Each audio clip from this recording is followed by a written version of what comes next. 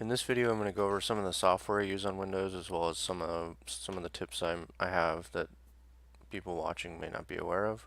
Um, so I want to start off with the software that I'm using to record these videos, and that is OBS. It's free. I think Mac does have um, what is it built in? QuickTime built in to record videos as well. But if you'd prefer, you can use this or some other software. Okay, so editing. I did a little bit of research and found this program. And by the way, I'm not gonna vouch for any of this software. Use it all at your own risk. But the editing software I use for videos right now is Shotcut. It's also free and open source. Um, it works for what I need for basic, just cutting things out and whatnot. But yeah, you might want to check that out. Um, if you are on a Mac, I think there's Imovie is built in. So Windows did used to have Movie Maker built in. They got rid of that. They do have some sort of editing software built in. I think it's called Video Editor or Photos. Um, you can get to it a few ways. One way is just to right click on what you're trying to edit and do open with, and then you do photos. Um, but if you don't see that menu, it is the video format you are using is not supported. So this FLV is not supported. But I don't know. I had some issues with that, so I decided to use Shotcut instead. And if I didn't mention it, I think Mac does have a built-in video editor, iMovie. I'm not sure though. Okay, next software. Let me close the. Actually, I'll just leave this. Next software is 7-Zip. So Windows does have a way to zip files built in. Um, I know some people use um, other software to do that. You don't really need to. If you're just trying to create a simple zip file, you can just select the files you want to zip and do send to compress zip folder, and that will make a zip file for you.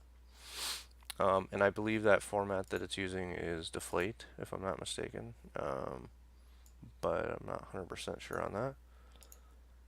And you can also open these zip files, just double click on them, and they'll open in a new window. And then you can extract them in various ways. You can drag them out, and you could also right click and go extract. So yeah, if you're just dealing with basic zip files, then Windows has it all built in. But if you are using other formats that Windows doesn't support, I'd recommend using 7-Zip. It'll handle all those other formats that Windows does not handle, and this is also free. Okay. Um, Windows does have, of course, Command Prompt and PowerShell, and I'll go over a little bit of those later in the video. But if you are looking for more of like a Linux style commands, like using grep, ls, pwd, those type of commands, some of them are built into PowerShell, a lot of them aren't. And not all of them are built into what I'm about to show, but if you are looking for that sort of command prompt, one of the things you can use is git bash, um, and git bash comes with git, which is also handy. So I would just install git, and git bash just comes along with that. So it's a great way to navigate around. And then I will show. Let me make a new folder here. We'll show just a little demo of that. I have, when I installed it, to show up in the context menu. You don't need to do that if you don't want. So I can pwd, ls, I can do like grep, and I think some of those commands are in PowerShell, some of them aren't, and there's other commands as well. one of them, you can run a program, and then so you can do node program, and then have the output go to a file. Of course, you can do that with the node fs package, but that's one easy way to output the program's output to a file. Okay, and like I said, I don't think that includes everything that comes with Bash, but if you do want something that's more close to actually, let me mention this first.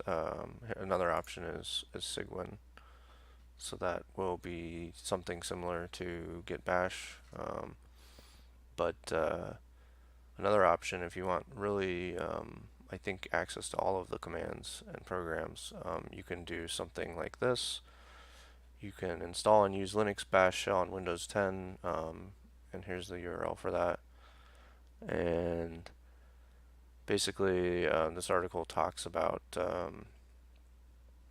it and mentions Cygwin as well. It's not a virtual machine, but it is something that you enable on Windows. You enable like a Windows subsystem for Linux, and then you can install the Bash shell on top of that, as far as I understand. I didn't read too much into it. So that's another option. So went over all those. So a program I use all the time for code editing and just general file editing is VS Code. Highly recommend VS Code. I think most developers, or a lot of developers, especially web developers, use it these days instead of some of the other editors out there. It's free, and I believe you can use it on various platforms. So highly recommend that. Now, when you install VS Code, you have the option to add it to the context menu. You may or may not have done that. I think you can add it by reinstalling it, or there might be another way to add it, but that's one handy thing.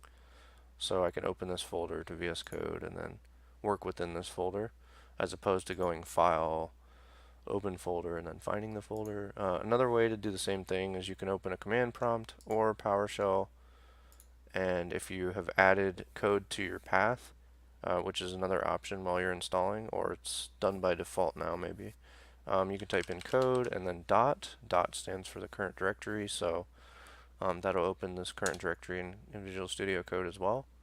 That's another way to do it.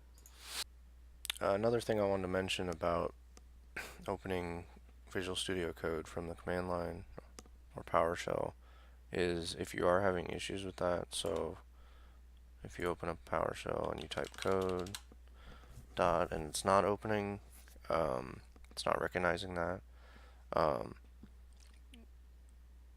you want to follow these instructions here, and it's on the Visual Studio Code website at this URL. You can just follow through on these instructions. Basically, it's saying one thing you can do is open the command palette, Control-Shift-P, and use the option install code. I'm not sure if that'll be available here on Windows, because it's already done by default, but you could also just add it to your path variable, environment variable. That'll work as well. And then if you were looking for more of a lightweight editor, it's a little bit faster to open as well, just slightly faster, is Notepad++ is a pretty nice one I've used in the past. It doesn't, I haven't used it too much, but I don't think it has all of the extensions and everything that VS Code has, but it is handy and can do a lot more things than like Notepad that's built into Windows. So I'd recommend getting one of those two instead of just using Notepad for everything, because Notepad has a lot of limitations for sure. So another thing in Windows is when you want to do something or find something, I would highly recommend using Windows Search down here. Like, say you want to change an environment variable, just type in env and it pops up. Say you want to uninstall a program, type in uninstall and it'll pop up. Both of these things go to the same thing, so it's pretty smart and finding what you're looking to do. You could also search for files in the same place. So I'd recommend doing that rather than, you know, looking around to see where to find those things. Just type it in the search and you'll usually get what you want. So also I want to go over opening PowerShell. So you can open it by, again, going to the search here, PowerShell, and open it that way, and then navigate around. A quick built-in way to do it from, like if I want to open it to this folder, is if you hold Shift and right-click, it will show up to open a PowerShell window here. If you have an older version of Windows, it might say open a command prompt here. But if you just normal right-click, you won't have that option. So you have to hold Shift and right-click, and you can do that. You can also just click on the folder itself instead of within the folder, and Shift, and right there. And now it's showing up. If I just normal right-click, that option is not there. I'm not really sure why they didn't just include that in the right-click menu, but anyways, you have to hold Shift to get that. You can open a command prompt to a folder pretty easily by coming up in the address bar here and just typing CMD and then enter. That will open a command prompt to that folder. While I have this command prompt open, I just want to show that you can also use PowerShell within command prompt. You can just type in PowerShell and press enter, and now you're using PowerShell instead of command prompts. So you have access to some of the other PowerShell commands, as well as I believe you could write different scripts in PowerShell as well. Okay, so there's that. A couple other small little things. Copying files. So you can, as a lot of people do, you can hold Control and press C, and then Control V, just like you're copying anything else. That'll copy files. You can right-click, copy, right-click, paste. You can use a mixture of those two things. But a really handy way to copy files, or it's faster basically, is you select the files you want to copy. I'll just do these two. You hold Control and just drag to an open area, and it'll just make a quick copy. And you can also drag into another folder if I want to copy these into here. Instead of moving them, if I'm holding Control, it'll copy them. So that's a cool way to copy files. Deleting files, you can just right-click, delete. You could also just select them and press the delete key on your keyboard. That'll work as well. And then one more tip is, let me get a few windows open here. Drag this over here. Few windows. If you have a few windows open and you just want to be able to show your desktop really fast, and basically minimize everything, you can press this button in the lower right hand corner. It doesn't even really look like a button, you can barely see it, but if you go all the way to the lower right hand corner of your screen and you click on this, it'll just minimize everything really quick. So that's another handy thing you can use to just minimize everything and just show your desktop. Another nice feature of Windows that's built in, I believe Mac also has this feature, but you have to do it maybe a little bit differently, but is the split screen option. So if you want to have two windows open side by side, you can manually resize them. It's a lot easier to use this feature, so I'll just show how it works. You just take any window and you drag it to the left or right hand side of the screen, and you'll see that little splash animation, and then it'll look like it's filling up. It's showing that it'll fill up that much of the screen, and you let go. And sometimes it won't pop this up, but if it doesn't, you can just try it again. And any window you click on over here will be on the other half of the screen. So I'm going to do a demo with a practical demo that, like, if you're editing code in one window, you might want to open Visual Studio Code, have that on half the screen, and then have the web browser on the other half if you're doing web development. So I'll just show a demo of that.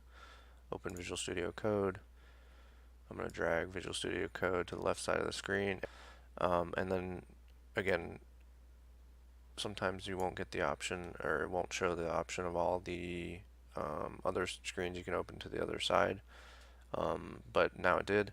So click on Google Chrome, and that option, and that opens to half the screen. And you can also resize both of them at the same time by selecting between them and then dragging that. So that's all the tips I have for this video. If I have more software I want to share or other tips, I will make another video. And thank you for watching.